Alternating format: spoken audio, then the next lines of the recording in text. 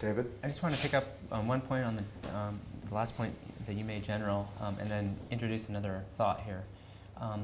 I totally agree with you. I think that there is an opportunity here as part of rebuilding trust and maintaining that credibility. It's not a one-off action that gains trust, but it's repeated. And the idea of mutual understanding.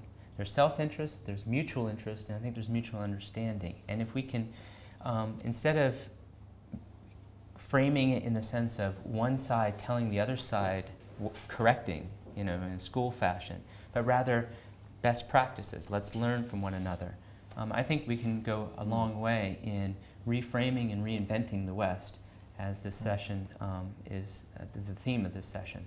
The one thought that we haven't really talked much about, and that is the role of publics and the role of the difference between private discussions and public discussions. Because, Rem, there's the old saying that NATO stood, long before the end of the Cold War, that NATO stood for no action, talk only. And we seem to be in this mindset that if NATO or other institutions aren't doing something, use it or lose it. Exactly. Yes. If they're not out there, then something's wrong. And therefore, because you don't always have to act, the default is a declaratory statement. And part of that is because of the public dimension. Many of the debates that we're having have become a lot more public. And maybe that's just the evolution of information technology, globalization, and that sometimes, I think, getting back to the timing belt, makes it harder for leaders to build consensus, because that consensus takes time.